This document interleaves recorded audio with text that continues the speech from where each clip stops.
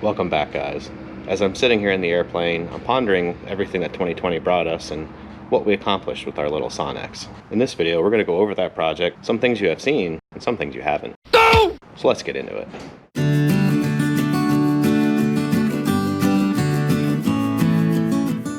For those that don't know, I actually got the plane at the end of 2019, putting it in my garage Christmas Eve with the help of some of my friends. There's a fairly long to-do list anytime something sits for a few years, but first up was just giving the thing a good clean. Years of hangar dust washed away, revealing the oxidized metal underneath. At this point I knew that repolishing was going to be a big job, but I had no idea how big.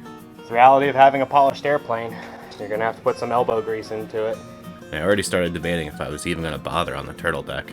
After getting a punch list together, I really wanted to focus on the heart of the airplane, that revmaster engine up front. I had honestly never even heard it run before. I know, probably not the smartest decision, but I felt pretty good after pulling the blades through a few times. It felt solid with good compression, and I liked my chances. I stuck with the basics. New battery, clean the plugs, fresh gas, and check fuel flow. But the cold temps and no primer, she wasn't coming back to life today.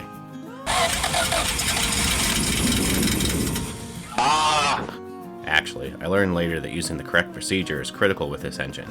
Had I done that correctly, it probably would have started done. Turn fuel on long enough to get some up into the carb, then back off again. A warmer day came and I got it ready for round 2. Check fuel flow and clean the plugs again.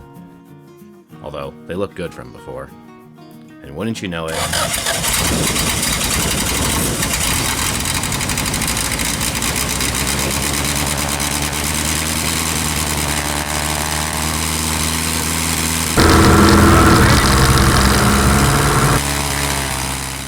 I let it run for a while, monitoring T's and P's and doing a few run-ups.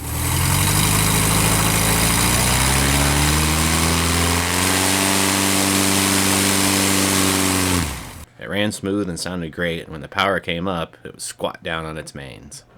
She wanted to fly. Although, during these run-ups, I got a taste of what would be a 2-month-long headache, but more on that later. Heck, I completely forgot about it until after moving it to the airport. Oops. Should have added that one to the list. My budget was still recovering from the purchase and road trip, so I focused on studying every inch of the plane, learning everything I could until my piggy bank got just a bit bigger for required parts. In the meantime, my old car was relieved of its duties as a wing holder after building a proper one from extra wooden casters I had laying around. My bank account finally recovered, so I ordered the windscreen and canopy parts from Sonex, but we'd have to wait a bit on shipping and warmer temps for that job. Plenty more parts ordered from Aircraft Spruce as well, including new tires and tubes. Apparently years of being motionless didn't fare well on the old ones. I opted for the Tundra tires of the Sonex world, 500 by 5s, since I plan on doing a bunch of soft field flying. Naturally, what should have been an easy job wasn't, as no matter what I did, the original 2-piece wheel halves were constantly out of phase with each other, producing a nasty wobble. No way I could fly it like that. So these went in the scrap bin and more money down the tubes for some brand new wheels and bearings. There we are, much better now. Meanwhile, a bunch of us Sonex owners were getting together over Zoom for a virtual fly-in. It was great to meet the other guys and learn a lot too. Spring had sprung when my Sonex order came in and I started work on the canopy frame first. Can't put a nice new canopy on a broken frame. Given how the last one failed, I decided to use some U-channel and scrap aluminum to fab up additional supports for it. I can say the whole frame is quite a bit more sturdy now. May have tested that out a few times, unfortunately. At the same time, I didn't really like how the baggage compartment was sealed off and I needed to figure out something else. After all, an airplane's gotta be able to carry stuff, right? I toyed around with different ideas, but finally settled on making a hat rack using some ABS sheeting as it was cheap and easy to work with. A plastic ammo can fits in nicely to hold the essentials.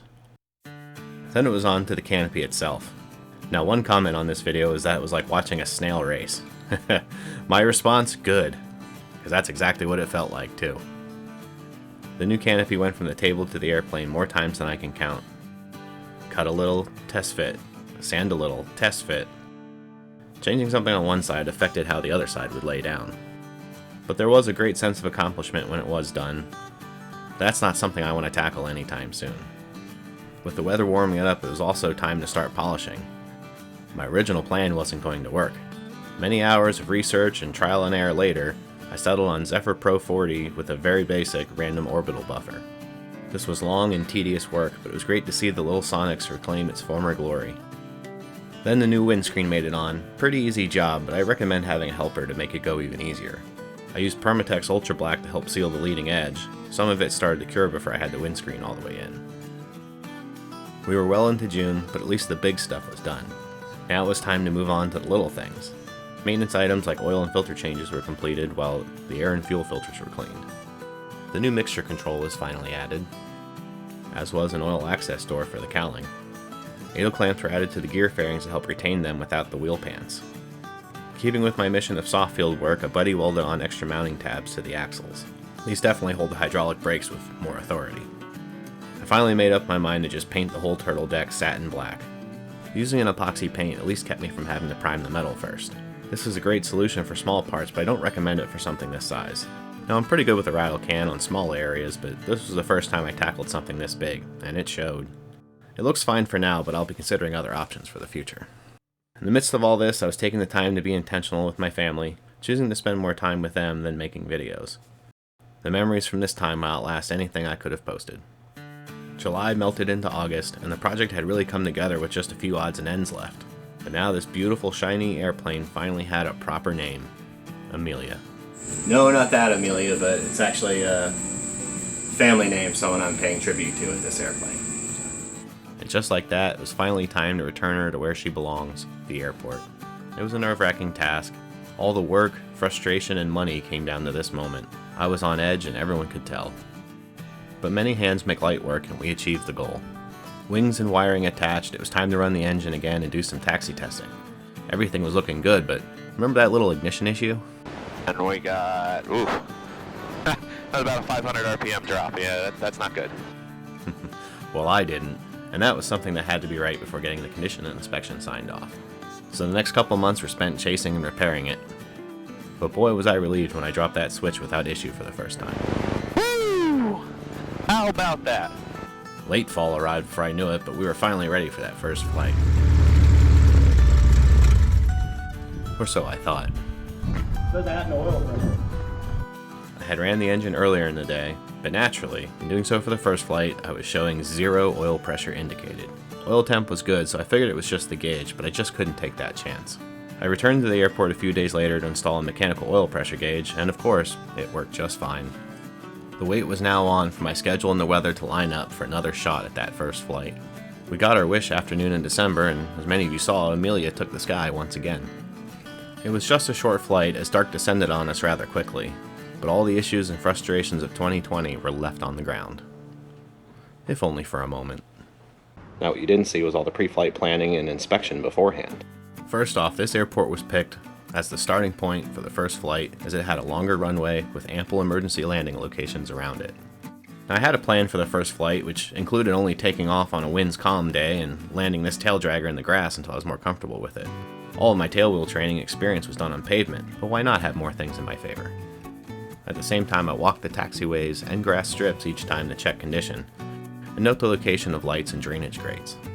In doing my pre-flight inspection, a piece of tar from a recent repaving project was stuck in one of the elevator hinges, preventing full deflection. And there's all little marbles of asphalt and crap everywhere that they haven't cleaned up yet. The flight was almost scrubbed then and there, but I was able to dig it out with my trusty knife. While the airplane was parked here, I was also paying for a hangar somewhere else. Speaking of the hangar, that was a big job to get ready for Amelia's arrival, all on its own. This all played into the decision to make the flight that afternoon.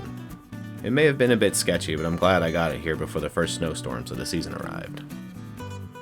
If you want to see a separate video about some of these things I never put out, please leave me a comment down below. So that was my 2020. What's your big aviation story of the year? Leave me a comment down below. Before we close here, I want to talk a little bit about the new year.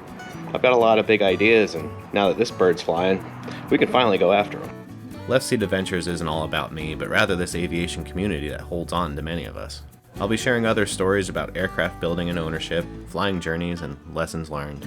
The primary focus of this channel will always be aviation, but have you ever noticed how many pilots are just all-around gearheads? Since good flying days are going to be few and far between this winter, I'll also share some of the other projects taking up space in the Left Seat garage. Let's make it a great year. As always, thank you for watching, and if you want to see more videos about owning, working on, and of course, flying small airplanes, please check out our channel page and hit that subscribe button to see more from me at Less Seen Adventures.